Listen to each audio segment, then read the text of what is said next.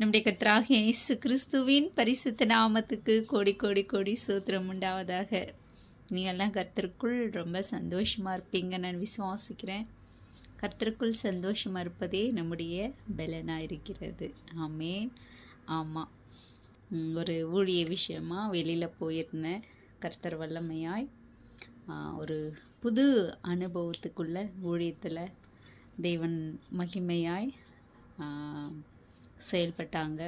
அதுக்காக ஏசப்பாவுக்கு எவ்வளோ கோடி சூத்திரங்கள் சொன்னாலும் அது ஏசப்பாவுக்கு பத்தாது. அந்த அளவுக்கு வேதத்தில் உள்ள சிறியவனை புழுதியிலும் எளியவனை குப்பையிலிருந்து தூக்கி பிரபுகளோட ராஜாக்களோட உட்கார வைக்கிற தேவன். இந்த வசனத்தெல்லாம் சிறுமையும் எளிமையும் ஆன எனக்கு கர்த்தர் செய்ததை நான் அந்த வசனத்தை அப்படியே இல்லை நான் பார்த்தேன். அநேகர் சொல்லி கேட்டிருக்கேன். அது என்னில் நடக்கும்போது ஒவ்வொரு பரிசுத்த வார்த்தையும் அதான் ஏசப்பா சொன்னாங்கல்ல, வானமும் பூமி அழிந்தாலும் என்னுடைய ஒரு எழுத்து ஆகிலும் எழுத்தின் உறுப்பாகிலும் அழியாதுன்னு. அது எவ்வளோ சத்தியமான உண்மை. அந்த வசனத்தை அப்படியே நம்ம வாழ்க்கையில் வாழும் போது ஏசப்பாவோட மகிமை, ஆவியானவருடைய வல்லமை, நம்மளை படைத்தவருடைய அளவில்லாத அன்பு என்னால் விவரித்து சொல்ல முடியல. அது வார்த்தைகள் இல்லை. அதுக்காக ஆவியானவர் கோடி கோடி சூத்திரம். தப்பா பாதம் ஒன்று தான் நம்மளுக்கு. எவ்வளோ இன்பம் வந்தாலும் ஒரு பாதம் தான், துன்பம் வந்தாலும் அவருடைய பாதம் தான். அதனால தான் எப்பவும் கர்த்தருக்குள் நாம் சந்தோஷமாக இருக்க காரணம். அதுக்காக ஏசப்பா கோடி கோடி சூத்திரம். இன்றைக்கி நம்ம ஆவியானவர் கொடுத்த அழகான ஒரு பாடலை பாடலாம். சின்னதாக கொஞ்சமாக பாடிட்டு நம்ம நேராக வசனத்தை தியானிக்க போகலாம். ஆராதனை ஆவியானவரே,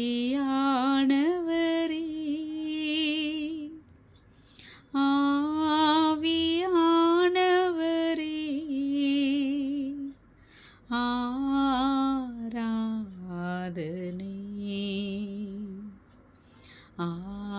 ஆவியானவரே, எங்கள் நேசமானவரே,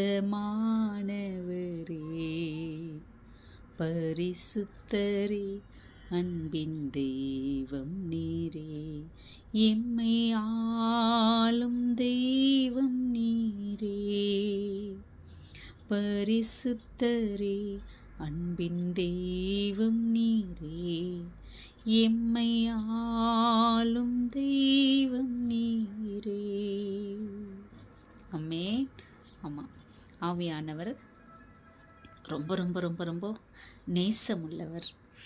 அவர் பரிசுத்தரே, தேவனானவர், நம்மை ஆளுகிறவர், நம்மை ஆட்கொள்கிறவர், எப்போவும் நம்மளை ஆற்றவும் தேற்றவும், எப்போ நம்ம கூடவே இருக்கிற நம்முடைய தேற்றவாளனாகிய பரிசுத்த ஆவியானவருக்கு தான் எல்லா ஆராதனையும் துதிகளையும் சூத்திரங்களையும் ஏறெடுக்க பாத்திரமாக இருக்கிறவர். ஆமாம், அதுதான் நம்முடைய கர்த்தராகிய இயேசு கிறிஸ்துவின் ஆவியானவர் அப்படின்னு நம்ம சொல்கிறோம் இல்லைங்களா? ஆமென். இன்றைக்கி நான் நம்ம நிறைய பார்த்துட்டோம். ஏசப்பா செய்கிற அதிசயங்கள், அற்புதங்கள், ஆச்சரியமான காரியங்கள், அது எல்லாமே வேதத்தில் நம்ம ஒன்று ஒன்றா பார்த்தோம். அதுக்கப்புறம் பரலோக ராஜ்யத்தை குறித்து தேவன் நம்மளோட பேசினாங்க இல்லைங்களா? பரலோக ராஜ்யம் எவ்வளோ முக்கியமானது அப்படின்னு நம்ம பார்க்குறோம். அதாவது நல்ல நிலம், நல்ல விதை, நல்ல மரம், நல்ல கனி இல்லைங்களா? எல்லாம் இதை தேவன் நம்மளுக்கு உதாரணமாக சொல்லி சொல்லி சொல்லி பரலோக ராஜ்யத்தை குறித்து சொல்கிறாங்க இல்லைங்களா? நல்ல தோட்டக்காரன், தோட்டத்தில் திராட்சை தோட்டத்தில் வேலை செய்கிறது, கல்யாண விருந்துக்கு அழைக்கப்பட்டவங்க, ஒருத்தன் வந்து ஒரு நிலத்துல புதையல் இருக்குது அப்படின்னு பார்த்து தனக்குள்ளதை எல்லாவற்றையும் விற்று அதை வந்து வாங்குறான். அது மற்றவங்களுக்கு வந்து என்ன இவன் பைத்தியக்காரத்தனமாக செய்கிறான், எவ்வளோ விலை உயர்ந்ததெல்லாம் விற்றுட்டு அந்த நிலத்தை போயிட்டு வாங்குறானே, அவன் வாங்கிறது வந்து அந்த விலைக்கு எவ்வளோ, அவன் விற்கிறது வந்து அவன் வாங்கிறது விலை, நிலம் வந்து அவ்வளோ ஒர்த்து இல்லையே, அவ்வளோ ஒரு மதிப்பு இல்லாததாக இருக்குதே அப்படி நினைக்கிறாங்க ஊரில் இருக்கவங்கலாம். ஆனால் அவனுக்கு தான் தெரியும் அந்த நிலத்துக்குள்ளே புதையல் இருக்குன்னு. அதை மாதிரியெல்லாம் தெய்வம் நமக்கு பரலோக ராஜ்யத்தை நம்ம புரிஞ்சுக்கிற மாதிரி நம்ம வாழ்கிற வாழ்க்கையின் சூழ்நிலைகளை சொல்லி சொல்லி சொல்லி பரலோக ராஜ்யம் எவ்வளோ முக்கியமானது, அதை நம்ம விடக்கூடாது, அதுக்காகத்தான் நம்ம அழைக்கப்பட்டிருக்கோம் அப்படின்றத கர்த்தர் நமக்கு, ஏசப்பா நமக்கு சொல்லி கொடுத்துன்னு வந்தாங்க. அதெல்லாம் பார்த்தோம் இல்லைங்களா? 10 கன்னிகைகள், அதில் 5 கன்னிகைகள் எப்படி புத்தி உள்ளவங்களாக இருந்தாங்க இல்லையா? தாளந்து வாங்கினவங்க எப்படி வந்து அதுக்கு இம்பார்ட்டன்ட் கொடுத்தாங்க, கவனம் வச்சாங்க அதில். அப்படி அது என்னன்னா, நம்ம பரலோகம் மாத்திரம் போகிறது கிடையாது, பரலோகத்தில் நம்ம ஆளுகையும் செய்கிறவங்க இல்லைங்களா? ஆசாரியர்களாகவும் ராஜாக்களாகவும் கர்த்தர் பரலோக ராஜ்யத்துக்கு தெரிஞ்சுக்கிட்டாங்க. வெறும் பரலோகத்துக்குள்ளே மாத்திரம் போகிறது கிடையாது, பரலோகத்தில் ஆளுகை செய்ய கர்த்தர் நம்மளை தெரிஞ்சுக்கிட்டாங்க அப்படின்றதையும் வசனங்கள் மூலிமா கர்த்தர் நம்மளோட நிறைய சொல்லி கொடுத்தாங்க இல்லைங்களா? அதுக்கப்புறமா 7 சபைகளை குறித்து கர்த்தர் நம்மளோட பேசினாங்க. 7 சபைகளையும் நீங்கள் பார்க்கலன்னா தயவு செஞ்சு போயிட்டு பாருங்கள். அதில் வந்து முதல் சபை வந்து எபேசு சபை, அதாவது ஆதி அன்பை நம்ம விடாமல் இருக்கணும் அப்படின்னு சொல்லிட்டு சொல்லி கொடுத்தாங்க. 2வது சிமிர்னா சபை, அதில் வந்து எந்த குறையும் சிமிர்னா சபையில் கர்த்தர் பார்க்கல, ஆனால் அந்த சபைக்கு எவ்வளோ உபத்திரவங்கள் இருந்தது அப்படின்றத நம்ம பார்க்குறோம். அப்போ எந்த குறையும் இல்லாமல் கர்த்தருக்கு முன்பாக உண்மையுமாக உத்தமமாக இருக்கிறாங்க, ஏன் அதிகமாக உபத்திரவம் வரணும்? அதெல்லாம் நம்ம உபத்திரவத்தை பார்க்கும்போது நம்ம விளக்கமாக பார்க்கலாம். 3வது சபை என்னது சபை? அது வந்து உலகம் சபைக்குள்ளே வரக்கூடாது இல்லைங்களா? உலகத்துக்கும் நமக்கும் உள்ள வித்தியாசம் இருக்கணும். சபைனா என்ன? தேவனுடைய ஆலயமாகி இருக்கிற நம்ம தான் இல்லைங்களா? அதை நம்ம தெளிவாக பார்த்தோம். 4வது தியத்திர சபை, தேவன் உலகம் நமக்குள்ளே வரக்கூடாதுன்னு சொல்லியும் அந்த உலகம் சபைக்குள்ளே வந்துடுறத நம்ம பார்க்குறோம்.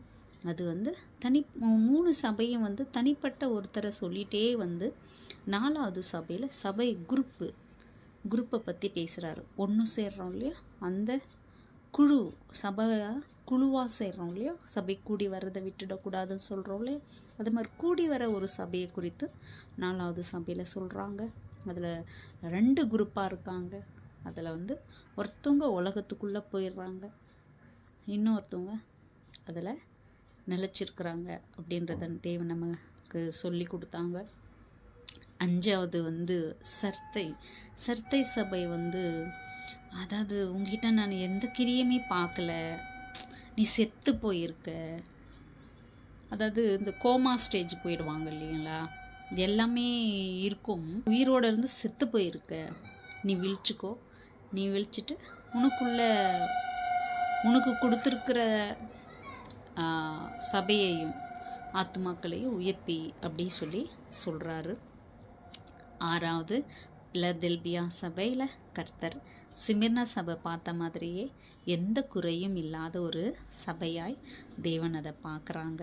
ஆனாலும் அதுலேயும் சிமிர்னா சபை மாதிரியே அநேக உபத்திரவங்கள் இருக்குது, மரணவர்களையும் உண்மையாக இருங்க, அதுக்கேற்ற பலனை தருவேன்னு கர்த்தர் அங்கே சொல்கிறத நம்ம பார்க்குறோம். 7வது சபையில் லவோதிக்கா சபை, அதை பார்த்தாக்கா நம்மளுக்கு தெரியும், அது நீ வந்து அனலும் இல்லாமல் குளிரும் இல்லாமல் இருக்கிற, அதாவது கர்த்தருக்குள்ளாகவும் இருக்கிற, கர்த்தரை விட்டு வெளியாகவும் இருக்கிற. ஒன்று கர்த்தருக்குள்ளாக நினச்சிரு, இல்லை விட்டுட்டு உலகத்துக்கு போயிடு. அங்கேயும் இங்கேயும் ரெண்டு சைடு இருக்கிற நீ அப்படி இருந்தினாக்கா இல்லையா, அடிக்க பார்ப்பா. அப்படின்னா என்னென்னா, அடிக்க பார்ப்பார். தப்பு செய்கிறான்னு அடிக்க பார்த்தா நல்லவன் ஆகிடுவான், மனம் திரும்புவான். சரி, மனம் திரும்பிட்டானே பரவாயில்ல அப்படின்னு நினைக்கும் போது தப்பு பண்ணுவான். இதுதான் வந்து அனலும் இல்லாத குளிரும் இல்லாமல் நீ இப்படியே பண்ணி நின்றனாக்கா உன்னை நான் வாந்தி பண்ணி போடுவேன். சி போ, நீ எப்படியாவது போ அப்படின்ற மாதிரி கர்த்தர் நம்மளை விட்டுடக்கூடாது அப்படின்னாங்க 7வது சபையில் சொல்கிறாங்க. 7 சபைன்றது வந்து உலகத்தில் உள்ள எல்லாருமே, எல்லா கிறிஸ்தவங்க எல்லாருமே கிறிஸ்தவங்க இல்லை. ஏசப்பா தான் மெய்யான ஒரே தேவன் அப்படின்னு தெரிஞ்சு விசுவாசிச்சு இருதயத்தில் வாயில அறிக்கை செஞ்சு பிதா குமாரன் பரிசுத்த ஆவியானவரால் ஞான ஸ்நானம் எடுக்கிறவங்க தான் உண்மையான கிறிஸ்தவர்கள். அவங்க தான் ரட்சிக்கப்பட்டவங்க. அவங்க உலகம் முழுவதும் இருக்கிற கிறிஸ்தவங்களை தான் வேதம் அங்கே சொல்லுது. அவங்க பல பாஷைகள் பேசலாம், பல தேசங்களாக இருக்கலாம், பல கோத்திரங்களாக இருக்கலாம். அவங்க எல்லாரையுமே 7 சபைக்குள்ள தேவன் வந்து அங்கே நமக்கு காமிக்கிறாங்க. அதில் வந்து இப்போ நம்ம சொன்ன சபைகள் நான் வந்து சுருக்கமாக சொல்கிறேன். பார்க்காதவங்க நீங்கள் போயிட்டு பாருங்கள். அது உங்களுக்கு ஆவியானவர் உங்களோட பேசுவாங்க. இந்த 7 சபைகளையும் 7 வகையாக பிரிக்கிறாங்க. இப்போ நம்ம 7 வகையில் எந்த சபையாக இருக்கிறோம் அப்படின்றத நம்ம வந்து பார்த்தாலே சொன்னதுலேயே உங்களுக்கே தெரிஞ்சிருக்கும் நீங்கள் எந்த சபையாக இருக்கிறீங்க அப்படின்னு. அதில் வந்து நம்ம ஜெயிக்கணும். முக்கியமாக அதில் நம்ம ஜெயிக்கணும். ஜெயிச்சா என்ன கிஃப்ட் கிடைக்கிது அப்படின்னும், ஜெயிக்கலைன்னா என்ன தண்டனையை கர்த்தர் கொடுக்குறாங்க அப்படின்றத தெளிவாக ஆவியானவர் அங்கே சொல்லியிருக்காங்க. இந்த இடத்துல 7 சபைகளுமே பிதா குமாரன் பரிசுத்த ஆவியானவர் 3 பேருமே ஒருத்தர் தான் அப்படின்றத 7 சபைகளுக்குள்ள மகிமையான காரியத்தை நம்ம அந்த 7 சபைகளை நம்ம பார்த்துருக்குறோம். இதெல்லாம் வந்து நீங்கள் போய் பாருங்கள். வெளிப்படுத்தலை பல முறை படிங்க. அவ்வளோ ரகசியங்கள் அதில், புதையல் பொக்கிஷம் கொட்டி கிடக்கு நமக்கு அதில். நீங்கள் போயிட்டு அதை ஆவியானவர் துணையோட படிங்க. கர்த்தர் இன்னும் மகிமையான வெளிப்பாடை உங்களுக்கு கண்டிப்பாக சொல்லுவாங்க.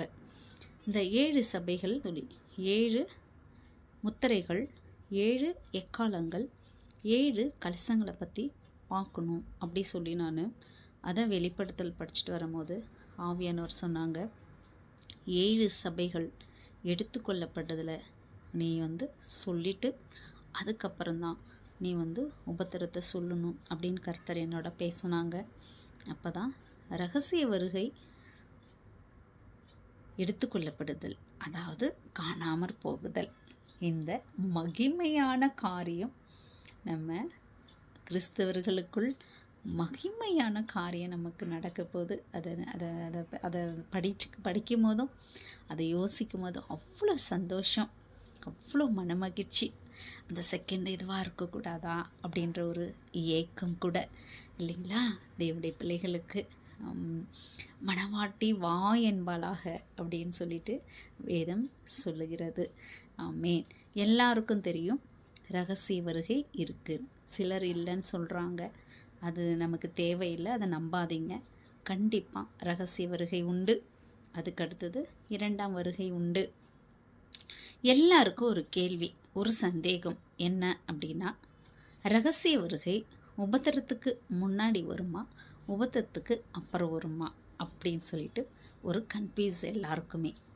அது சிலர் சொல்கிறாங்க, இல்லை கிறிஸ்தவர்கள் உபத்திரத்தை தாண்டி தான் போவாங்க அப்படி சொல்கிறாங்க. சிலர் சொல்கிறாங்க உபத்திரத்துக்கு முன்னாடி போவாங்க அப்படி சொல்கிறாங்க.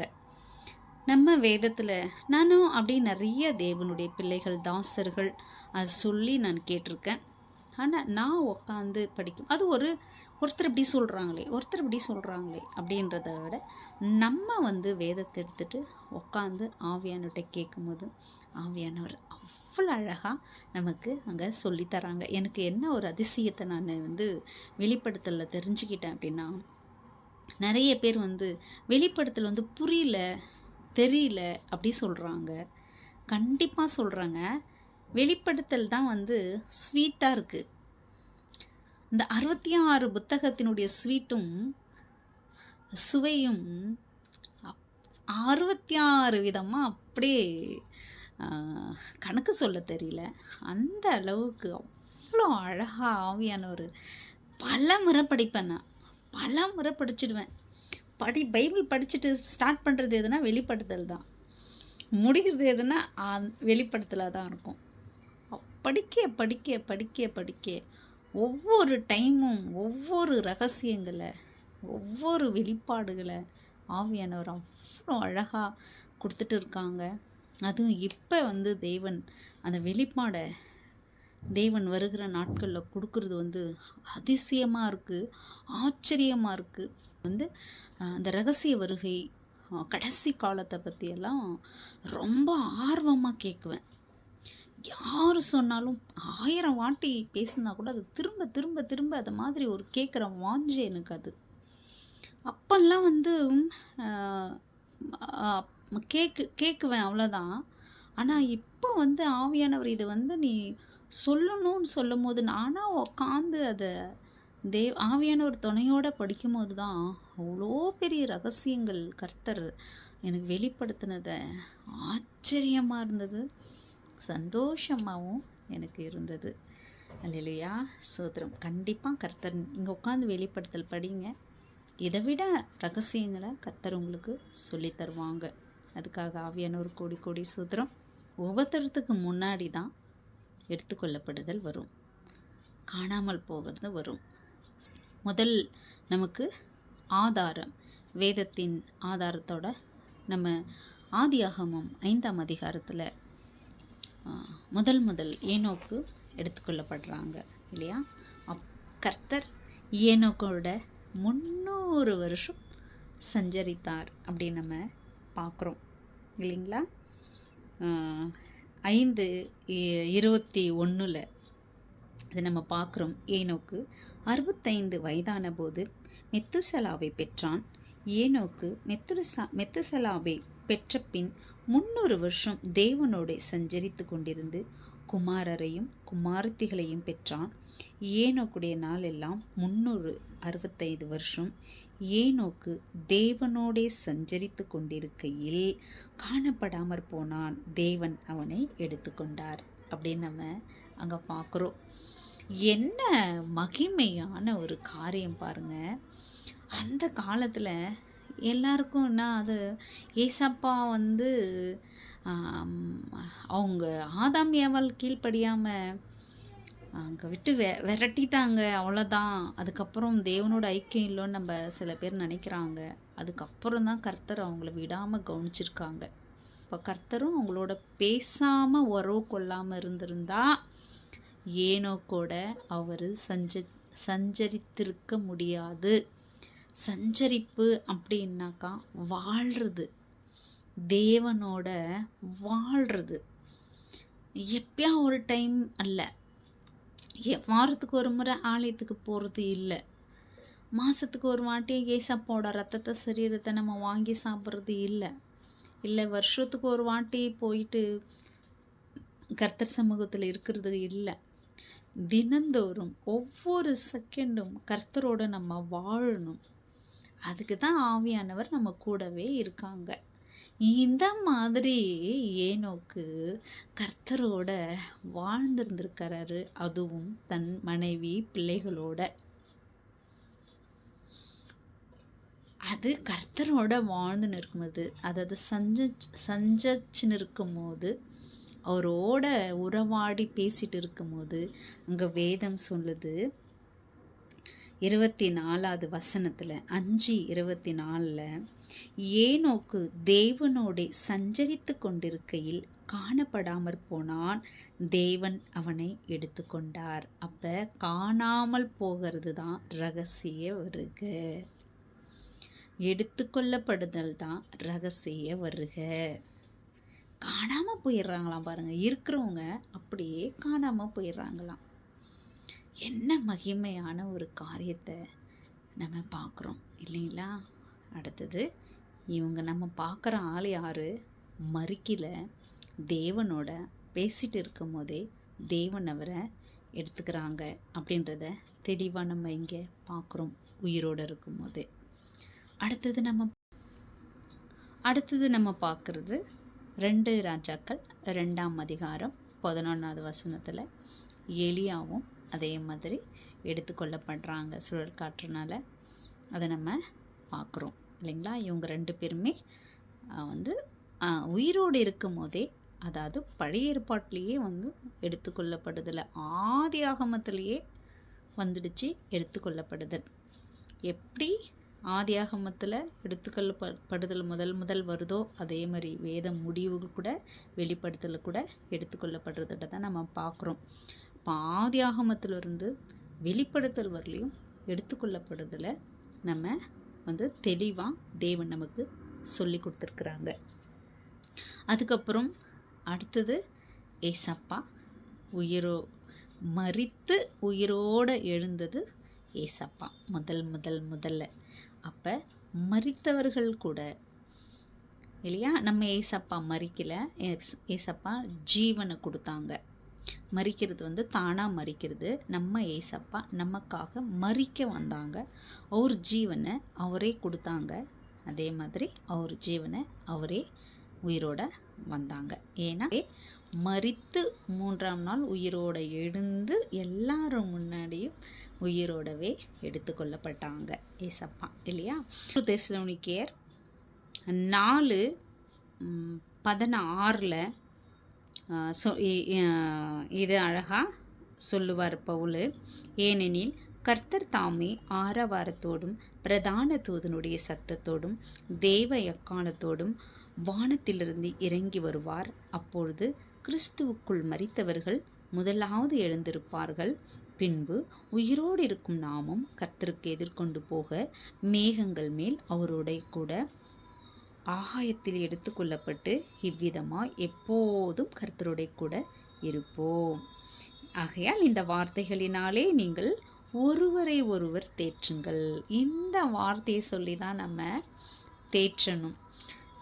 இன்னும் இது நிரந்தர உபத்திரம் கொஞ்சம், இந்த வேதனை கொஞ்சம், இந்த கஷ்டம் கொஞ்சம், அதுக்கப்புறம் நம்மளை கர்த்தர் கூட்டுன்னு போயிடுவாங்க. நீங்கள் மறிச்சாலும் கூட்டுன்னு போயிடுவாங்க, நீங்கள் உயிரோடு இருந்தாலும் கூட்டுன்னு போயிடுவாங்க. இதை சொல்லி ஒருத்தரை தேற்றுங்கள் அப்படின்னு என்ன அழகாக கர்த்தர் நம்மளை தைரியப்படுத்துகிறாங்க பாருங்கள். அல்லேலூயா. இங்கே இருக்கிற கேள்வி என்னன்னா, இது எப்போ நடக்கும், எப்படி நடக்கும் அப்படின்றது தான். நம்ம அப்போவே பார்த்தோம். அதாவது இப்போ கர்த்தர் சொன்னாங்க இல்லைங்களா? மத்தேயு 24ஆம் அதிகாரம், மார்க்கு 13ஆம் அதிகாரம், லூக்கா 12ஆம் அதிகாரம், ஏசப்பா வரும்போது, அதாவது என்னுடைய வருகைக்கும் இந்த உலக முடிவுக்கும் அடையாளம் என்ன அழகா அவர் வருகைக்கும் உலகத்தையும் சேர்த்து வச்சு சொல்கிறாங்க. உங்களுக்கு புரியுதா? எவ்வளோ பேருக்கு புரியுது? அவர் வரணும்னா வந்துட்டு போக வேண்டியது தானே. எதுக்கு உலகத்தை அடையாளம் காமிக்கிறாங்க? இதுதான் தேவனுடைய பிள்ளைகளுக்கு அடையாளம். ஏன்னா நான் வர்றத பிதா தவிர யாருக்கும் தெரியாது, எனக்கு கூட தெரியாது அப்படி சொன்னாங்கல்ல. அதனால் ஏசப்பாவுக்கு தெரியாதுன்னு அர்த்தமா? தெரியும். அப்படி ஏசப்பாவுக்கு தெரியலாம், ஏன் அடையாளத்தை கரெக்டாக சொல்கிறாங்க? இந்த மாதிரி அடையாளத்தை நடக்கும். அப்போ நான் வருவேன், உங்களை கூட்டுன்னு போவேன். அத்திமரத்தினால் ஒரு உவமையை கற்றுக்கொள்ளுங்கள். இதில் இளங்கிளை தோன்றி துளிர் விடும்போது வசந்த காலம் சமீபமாக இருக்குது என்று நீங்கள் அறிகிறீர்கள் அல்லவா? இந்த அடையாளத்தை தான் நம்மளுக்கு கர்த்தர் சொல்கிறாரு. அதனால தான் எனக்கு தெரியாதுன்றாரு. எல்லாம் இது வந்து அசந்த காலம், இலையுதிர் காலம், இது குளிர்காலம் அப்படின்னு உங்களுக்கு தெரியுது இல்லையா? கோடை காலம் அப்படியெல்லாம் தெரியுது இல்லையா? அந்த சம்பவத்தை பார்த்து நீங்கள் தெரிஞ்சுக்கிறீங்களா? இதெல்லாம் நடக்கும்போது நான் வரேன், வந்து உங்களை நான் கூட்டுன்னு போவேன் அப்படின்னு ரகசிய வருகை, பகிரங்க வருகை, அதாவது 2ஆம் வருகை, அதாவது 1000 வருஷம், அதாவது 1000 வருஷத்துக்கு அப்புறம் நடக்கிற யுத்தங்கள், அப்புறமா அதுக்கப்புறம் நடக்கிற நியாய தீர்ப்பு வரையும் ஏசப்பா இங்கே ஒரு அதிகாரத்திலே சொல்லிடுவாங்க. இஸ்ரேல் தேசத்தை பாருங்கன்றாரு. இது உலகத்தில் இருக்கிற தன்னால் தெரிந்து கொள்ளப்பட்ட இஸ்ரேல் தேசத்தை பாருங்க. அது காணாமல் போகும் 2000 வருஷம், அதே பேரில் அதே இடத்துல நிலைநிற்கும், அதே தலைநகர் வரும், அங்கே அதே இடத்துல ஆலயம் கட்டப்படும். உங்களுக்கு ஒரு ரகசியம் தெரியுமா? எவ்வளோ பேருக்கு தெரியும் கிறிஸ்துவங்களுக்கு? போன மாதம் 8ஆம் தேதி சிவப்பு கிடாரிய அவங்க ரிஹர்சல் பார்த்து அதை பலியிட்டு எரிச்சிருக்கிறாங்க. என்னாகமம் 18ஆம் அதிகாரத்தில் அதை நம்ம பார்க்குறோம். அப்படி செய்ய சொல்லி மோசே கிட்ட தேவன் கட்டளையிடுவாங்க. இது மாதிரி செஞ்சு ஜனங்களை சுத்திகரித்ததுக்கு அப்புறம் தானே இந்த ஆலயத்தை கட்ட போகணும் அப்படி சொல்லுவாங்க. அந்த அந்த சிவப்பு கிடாரி கிடைக்கவே இல்லை. ரொம்ப வருஷமாக, 2000 வருஷமாக அது இல்லை. அது வந்து 2022 தான் அந்த அம்மா அவங்களுக்கு அதே ஒரு மிகப்பெரிய ஒரு அதிசயம். கடைசி காலத்துக்கு இந்த வருஷத்துக்குள்ளே அவங்க அதை நிஜமாக செய்ய வாய்ப்பு இருக்குது. அது கூட ஆகஸ்ட் 3ஆம் தேதி நிஜமாக செய்கிறதா சொன்னாங்க. ஆனால் அது இன்னும் வெளியே வரல. நான் பார்த்துட்டு இருக்கேன், அது இன்னும் வெளியே வரல. கட்டாயம் அவங்க அதை செய்வாங்க. அது செஞ்சாக்கா ஆலயம் கட்டுவாங்க. ஆலயம் கட்டினா வாசல் அருகே இஸ்ரவேல் துளிர் விடும் போது வருவேன்னு சொன்னாங்க. ஆனால் இன்னைக்கு இஸ்ரவேல் துளிர் மட்டுமா விட்டுருக்கு? பூ பூத்து காய் காய்த்து கனி வரையும் உலகம் முழுதும் கொடுத்துருக்கிறத நம்ம பார்க்குறோம்ல. இதெல்லாம் வேதனையின் ஆரம்பம், முடிவு உடனே வராது. அப்போ ஆரம்பம் எது? எங்கே ஆரம்பிச்சுது?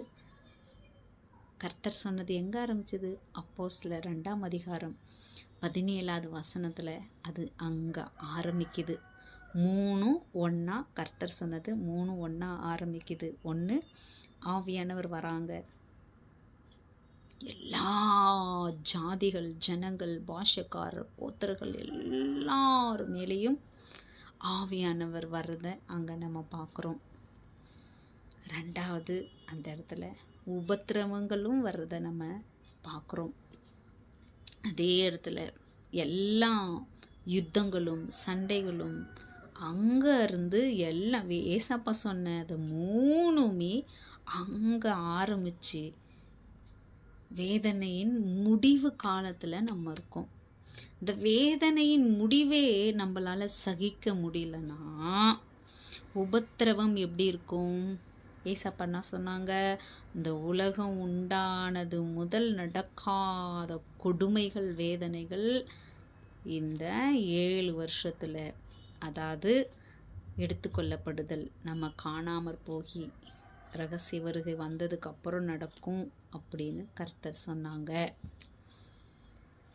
தேவனுடைய பிள்ளைகள் பூமி எங்கும் இயேசுவை சாட்சியாக சொல்லணும். அவங்க ரட்சிக்கப்படல, அது மேட்ரு கிடையாது. சில பேர் நினைக்கிறாங்க இயேசு தான் தேவனும் எல்லாரும் ஏற்றுக்கணும், ரட்சிக்கப்படணும், அப்போ ஏசப்பா வருவார்னு. கிடையாது. வேதம் அப்படி சொல்லலை. இயேசு தான் தேவனு சாட்சியாக சொல்லப்படணும். அவங்க ஏற்றுக்கிறாங்களோ ஏற்றுக்கலையோ, நம்புகிறாங்களோ நம்பலையாலாம் அது மேட்டர்கே கிடையாது. இயேசு தேவனை அவங்க ஒரு முறையாவது காதில் கேட்டிருக்கணும். அவங்க நம்புறது நம்பாதது அது அவங்க தனிப்பட்ட விருப்பம். ஆனால் நம்ம தெரியாத இடத்துல போய் சொல்லணும், அவ்வளோதான் நம்முடைய வேலை. இது உலகம் முழுதும் சொல்லப்படும் போது கர்த்தர் நம்மளை கூட்டுன்னு போவாங்க. எந்த அளவுக்கு ஏசப்பா சீக்கிரமாக வந்துன்னு இருக்காங்க. நான் அடிக்கடி சீக்கிரம் வந்துன்னு இருக்காங்க. மிஸ்ஸிங் லிஸ்ட்டில் நம்ம வருவோம். ஒரு யுத்தம் நடக்கலாம், ஒரு சண்டை வரலாம், ஒரு வெள்ளம் வரலாம், அது மாதிரி நேரத்தில் கூட அது நடக்கலாம். அப்போ லிஸ்ட்டில் இவங்கெல்லாம் காணப்படாமல் போயிட்டாங்க, இவங்கெல்லாம் இவங்க மிஸ் ஆயிட்டாங்க, இவங்க வந்து மரித்த சடலம் கிடைக்கல. அதை பெருசாக யாருக்கும் எடுத்துக்க மாட்டாங்க. அது பெருசாக எதுவும் தெரியாது. ஏன்னா இது ஒரே நிமிஷத்தில் நடக்கிறதுனால உலகம் முழுதும் இதை வந்து பெருசாக எடுத்துக்க மாட்டாங்க. கைவிடப்படுற கிறிஸ்தவங்க கூட இது ரகசியம் வந்து தான் இவங்க போனாங்கன்றது அந்த இது அவங்கள அறியாமல் போயிடுவாங்க. அப்போ மிருகமாக இருக்கிற பிசாசானவன், அதாவது ராஜ்யம் வந்து முத்திரை போட சொல்லி தன்னை தெய்வமாக காட்டி வணங்க சொல்லும் போது தான் அவங்களுக்கு அறிவு வரும், வேத அறிவு. ஆமாம், இப்படி வரும்போது எடுத்துக்கொள்ளப்படுதல் நடக்கும் அப்படிச்சே, அப்போ நம்ம கைவிடப்பட்டிருக்கோம் அப்படின்னு அவங்க தான் உபத்திரத்தில் சிக்கி, அவங்க தான் உபத்திரப்பட்டு இரத்த சாட்சியாக மறிக்கிறவங்க. இதை வந்து நம்ம இன்னும் விரிவாய், இன்னும் மிக ஆழமான ரகசியத்தை நம்ம பார்க்க போகிறோம். இதெல்லாம் ஏசப்பா நம்ம வாசற்படியில் நின்று இருக்கிறாருன்றதுக்கு மிகப்பெரிய ஒரு அடையாளம். இதெல்லாம் நம்ம தேவனுடைய பிள்ளைகள் எப்படி வேதத்தை வாசிக்கிறோமோ தியானிக்கிறோமோ அதை மாதிரி உலகத்தில் நடக்கிறத கட்டாயம் பார்க்கணும். ஏன்னா அதுதான் நம்மளுக்கு அடையாளம். ஏசப்பா ரகசியமாக வர்ற அடையாளம். நம்ம உபத்திரத்தில் தயவு செஞ்சு இருக்கக்கூடாது. அது தேவனுடைய விருப்பமும் இல்லை. தேவன் நம்மளை எப்போ வெளிப்படுத்தலை, எந்த இடத்துல வந்து தேவன் நம்மளை ரகசியமாக கூட்டுன்னு போகிறாங்க அப்படின்றதும் தெளிவாக இருக்குது. இந்த ரகசிய வருகை வந்து 3 விதமாக நடக்குது. அந்த 3 விதமாக எப்படி, முதல் ரகசியம் எங்கே, 2வது ரகசிய வருகை எங்கே, 3வது ரகசிய வருகை எங்கே அப்படின்றத பார்க்கலாம். தேவனுக்காக ஏசப்பாவுக்கு கோடி கோடி சூத்திரம். தொடர்ந்து பரிசுத்த ஆவியானவர் நம்மளை வந்து அவருடைய மகிமையான கருத்தில் நம்ம அவரை அர்ப்பணிக்கலாம். நம்ம ஜபத்தோட முடிக்கலாம். ரகசிய வருகை 3 விதமாக இருக்குது. அது எப்படி 3 விதமாக இருக்குது அப்படின்றத பார்க்கலாம். தொடர்ந்து எனக்காக ஜெபிங்க. நம்முடைய கர்த்தராகிய இயேசு கிறிஸ்துவின் கிருபை, தேவனுடைய அன்பு, பரிசுத்த ஆவியானவர் ஐக்கியம், சந்தோஷ சமாதானம் நம்மோடும் தேவனுடைய பிள்ளைகளோடும் ஏசப்பா வரவர்களையும் இருப்பதாக. ஆமென்.